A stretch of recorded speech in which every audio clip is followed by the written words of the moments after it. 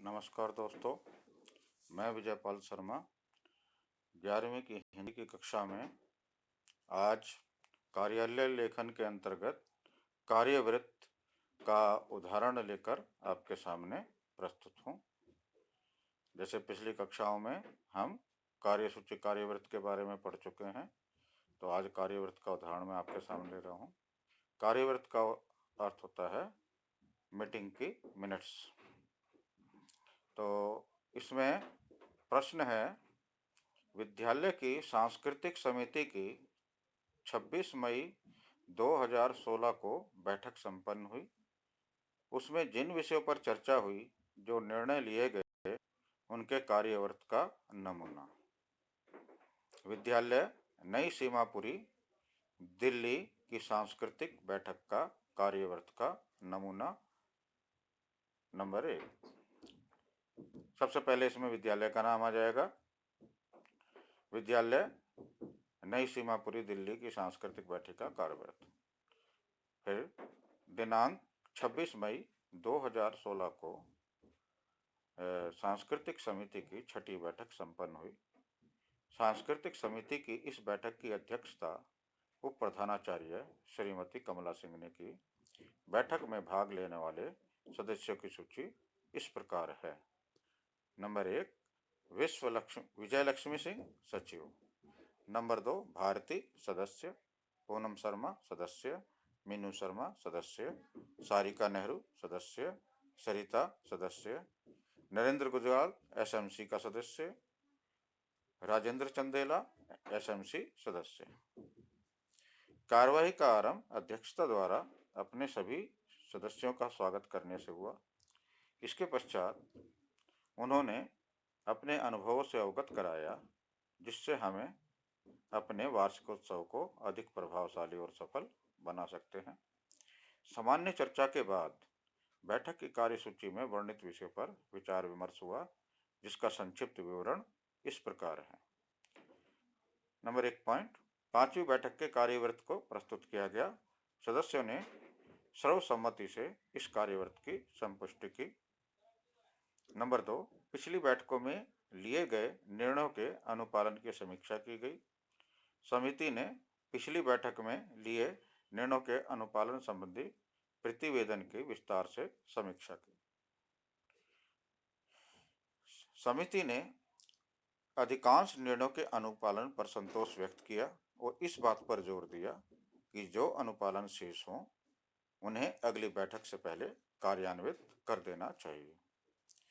समिति ने निर्णय लिया कि वार्षिकोत्सव के सांस्कृतिक कार्यक्रम संक्षिप्त एवं शिक्षाप्रद हों। लघु नाटिका एवं लोक नृत्यों के महत्ता पर चर्चा हुई। अनेक लोक नृत्यों को सांस्कृतिक कार्य में प्रस्तुत किए जाने की बात स्वीकार की गई। नंबर 4 पॉइंट है, अतिथियों को निमंत्रित किए जाने पर चर्चा हुई और निर्णय लिया गया कि शिक्षा के क्षेत्र में योगदान देने वाले किसी व्यक्ति को मुख्य अतिथि के रूप में बुलाया जाए। 5वें पॉइंट में एसएमसी के सदस्यों से समस्त कार्यक्रम पर सुझाव मांगे गए। कार्यक्रम पर समिति के दोनों सदस्यों ने अपनी सहमति जताई। 6वां पॉइंट है, वार्षिकोत्सव पर होने वाले व्यय को प्रधानाचार्य जी ने बढ़ाने की स्वीकृति दी, ताकि छात्राओं में उत्तम खाद्य सामग्री वितरण की जा सके। 7वां, प्रधानाचार्य की अनुमति से विद्यालय स्वच्छता पर भी चर्चा हुई। अगली बैठक 13 जुलाई 2016 को होगी। तो इसमें सचिव के हस्ताक्षर हैं, उसके बाद अध्यक्ष और बाद में एसएमसी के सदस्यों के और अन्य सदस्यों के हस्ताक्षर हो जाते हैं। उसके बाद हम कार्यवृत्त का एक और नमूना लेकर आपके सामने प्रस्तुत हैं।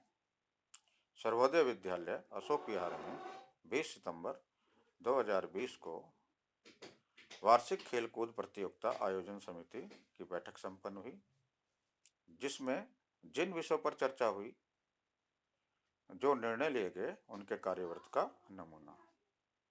तो इसमें भी लिखा जाएगा, सर्वोदय विद्यालय अशोक विहार नई दिल्ली की खेलकूद प्रतियोगिता आयोजन समिति की बैठक का कार्यवृत्त।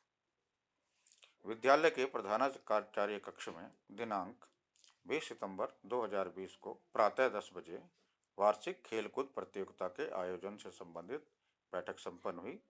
बैठक में भाग लेने वाले सदस्यों की सूची इस प्रकार है।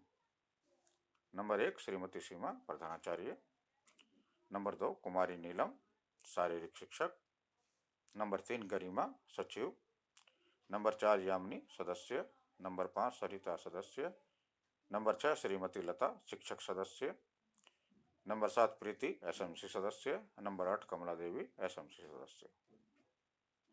बैठक प्रारंभ करने से पूर्व प्रधानाचार्य ने सभी सदस्यों का स्वागत किया व पिछली बैठक में लिए गए निर्णयों पर बातचीत की। सामान्य चर्चा के पश्चात सचिव द्वारा बैठक में बताया गया कि विद्यालय का वार्षिक खेल कूद प्रतियोगिता का प्रस्ताव सचिव द्वारा रखा गया, जिसका समर्थन सभी सदस्यों ने किया। अध्यक्ष महोदय के सुझाव पर 15 नवंबर 2020 को खेलकूद प्रतियोगिता आयोजित करने के सुझाव का सभी सदस्यों ने अनुमोदन किया। काफी विचार विमर्श के उपरांत प्रतियोगिता के सफल आयोजन हेतु निम्न समितियों का गठन सर्वसम्मति से स्वीकृत हुआ। नंबर 1 खेलों के लिए चयन समिति, नंबर 2 निर्णायक मंडल समिति, नंबर 3 पुरस्कार समिति, नंबर 4 जलपान समिति।